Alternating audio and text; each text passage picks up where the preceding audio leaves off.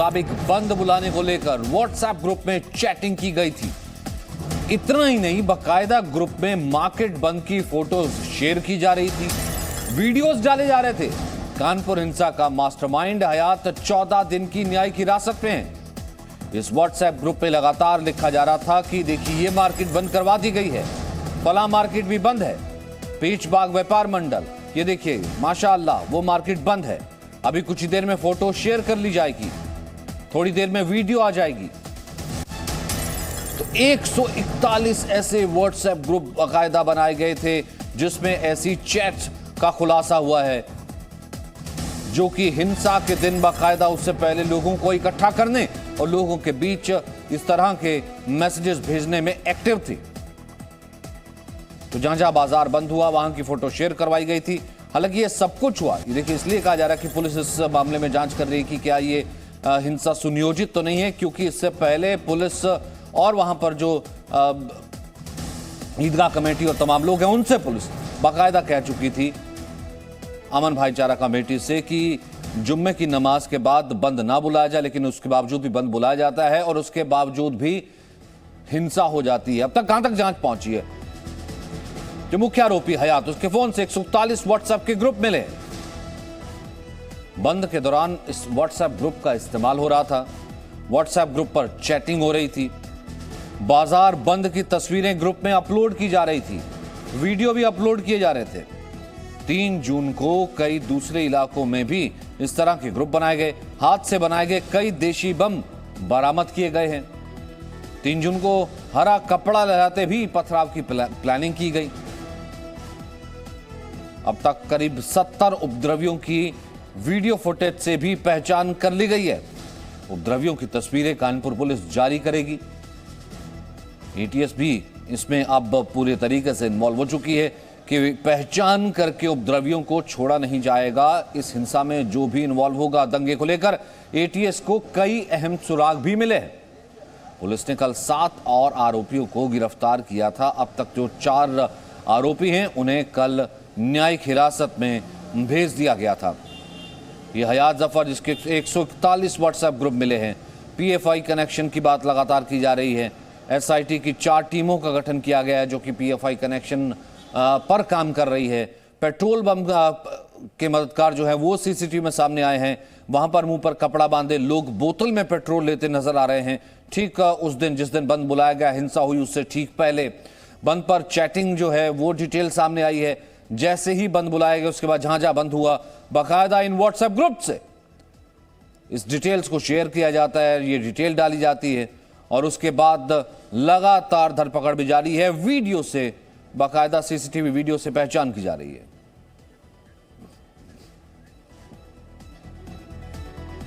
विशाल इस वक्त हमारे साथ मौजूद हैं। विशाल, कल जिस चीज का हम जिक्र कर रहे थे ये चीज तो लगभग उसी सुनियोजित तरीके की तरफ ले जाती है। व्हाट्सएप ग्रुप का सामने आना, उसमें फोटोज या फिर चीजें अपलोड शेयर करना कि यानी कोई ग्रुप एडमिन भी रहा होगा, फिर उसके बाद वो तस्वीरें दिखना जिसमें बोतल में पेट्रोल लेते भी कुछ लोग नजर आ रहे हैं।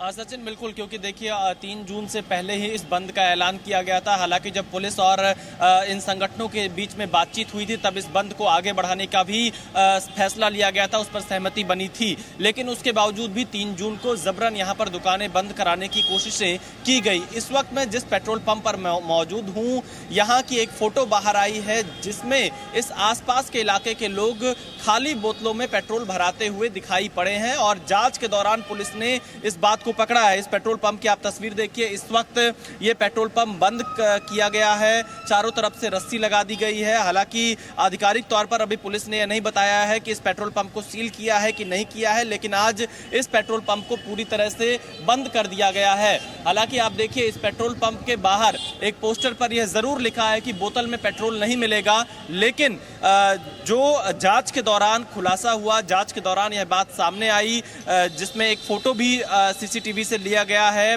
कई लोग खाली बोतलों में पेट्रोल लेते हुए यहाँ पर दिखाई पड़े थे। इस बात का अनुमान लगाया जा रहा है, आशंका व्यक्त की जा रही है कि खाली बोतलों में जो पेट्रोल लिया गया था उसके जरिए जब यहाँ पर हिंसा हुई थी उसमें उस पेट्रोल का भी इस्तेमाल किया गया होगा और इसी के चलते पुलिस इस पूरे मामले की जांच कर रही है। थोड़ी देर पहले हमने जो पेट्रोल पंप के डीलर देवराज हैं उनसे फोन पर बातचीत की थी, तो उनका यह कहना था कि आसपास के इलाके के कुछ लोग बॉटल्स में पेट्रोल लेकर जाते हैं और इसलिए वो दे देते थे। और अभी फिलहाल पुलिस ने देवराज को बुलाया है पूछताछ के लिए। लेकिन वो जो चैट्स का बरामद होना, इंशाल्लाह थोड़ी देर में ये मार्केट बंद करा दी जाएगी, वो मार्केट बंद है, मार्केट की तस्वीरें शेयर कर ली जाएंगी। यानी कोई ग्रुप एडमिन रहा होगा क्या, कोई से कुछ चला रहा था, किसी ने प्लानिंग की थी, और कौन इतने सारे व्हाट्सएप ग्रुप को एक साथ इस तरीके से प्रोवोक कर रहा था और इकट्ठा कर रहा था और शेयर कर रहा था इंफॉर्मेशन।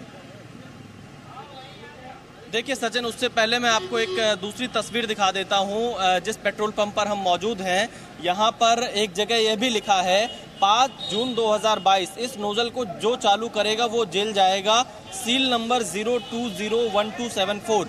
एक ये कागज पर हाथ से लिखा हुआ, एक ये यहाँ पर एक नोटिस भी एक तरह से आप कह सकते हैं चिपकाया गया इस पेट्रोल पंप के बाहर। हालांकि अभी तक पूरा ये पेट्रोल पंप बंद पड़ा है और यहाँ पर क्योंकि देखिए जो कई व्हाट्सएप ग्रुप बनाए गए थे जिनके जरिए यहाँ पर लोगों की भीड़ भी बुलाई जा रही थी, इसमें हयात जफर हाशमी के अलावा भी बहुत सारे जो लोग थे उनके व्हाट्सएप ग्रुप और भी मिले हैं। एक युवा काजी करके इस शहर का खुद को दावा करता है, वो भी पुलिस के रडार पर है। कई व्हाट्सएप ग्रुप के माध्यम से उसने भी यहाँ पर भीड़ बुलाने की कोशिश की थी और अब पुलिस इस मामले में आगे और जांच कर रही है कि कौन कौन लोग इसमें पूरी तरह से शामिल थे और लगभग यहाँ पर 50 से 60 संख्या में जो और उपद्रवी थे उनकी भी पहचान करने की कोशिश पुलिस फिलहाल कर रही है। अब तक 29 गिरफ्तारी हुई है इस मामले में, जिसमें मुख्य आरोपी हयात जफर हाशमी शामिल है। लेकिन आप जब इस पेट्रोल पंप को देखेंगे, क्योंकि इससे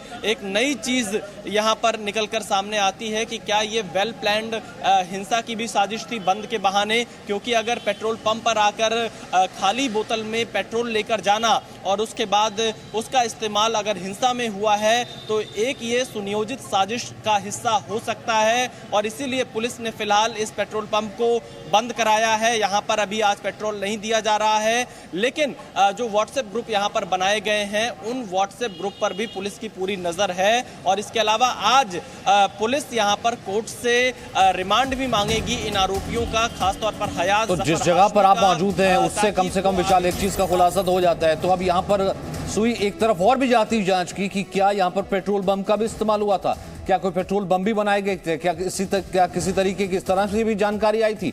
दिल्ली दंगों में हमने देखा था कि कुछ ऐसे ही जब सुनियोजित तरीके के कुछ लिंकेज सामने आए थे तो ऐसे ही हुआ था कि पेट्रोल बम बरामद किए थे, गुलेल बम बरामद किए गए थे, वहां पर पत्थर और ईंट जो है वो इकट्ठा किए गए थे। कहीं ऐसी ही हिंसा की तरफ जो है जांच जो है कानपुर की तरफ तो नहीं जा रही है। और फिलहाल ये जो सीसीटीवी में लोग नजर आए हैं जिन्होंने वहां पर पेट्रोल लिया था उनकी पहचान जारी की गई है, उन पर रडार अभी क्या कह रहा है विशाल? सचिन, देखिए पुलिस अभी पूरे मामले की जांच कर रही है, उन लोगों की भी तलाश कर रही है जो लोग सीसीटीवी में दिखाई पड़े हैं खाली बोतल में पेट्रोल लेते हुए। क्योंकि जब ये पूरी हिंसा 3 जून को हुई तो यहाँ पर सिर्फ पथराव ही नहीं किया गया था, आगजनी भी कई जगह पर दिखाई पड़ी थी, जिसकी वजह से पुलिस अब इस मामले को और बड़े स्तर पर जांच कर रही है। अब खासतौर पर इन लोगों के तलाश की जाएगी जो लोग खाली बोतल में यहाँ पर पेट्रोल लेते हुए नजर आए थे। और फिलहाल जो यहाँ का डीलर है देवराज, उससे पुलिस पूछताछ करेगी कि क्यों खाली बोतल में उन्हें पेट्रोल दिया गया जो यहां पर आ रहे थे, क्योंकि उसी दिन यहां पर हिंसा होती है। और जैसा कि आपने भी जिक्र किया, दिल्ली दंगों में भी कुछ इस तरह की चीजें बरामद हुई थी दंगों के बाद, और क्या अब इनका इस्तेमाल इस हिंसा में किया गया था जो कि 3 जून को हुई थी, ये जांच में जाकर पता चलेगा। लेकिन पुलिस फिलहाल सभी एंगल पर जांच कर रही है और खासतौर पर यह पेट्रोल पंप के मामले को लेकर पुलिस और ज्यादा सतर्क है। यह पता लगाने की कोशिश कर रही है कि कितनी संख्या में खाली बोतल में यहां से पेट्रोल लेकर आसपास के लोग गए हैं और कौन कौन से लोग गए थे, इस पर भी पुलिस जांच कर रही है। सचिन।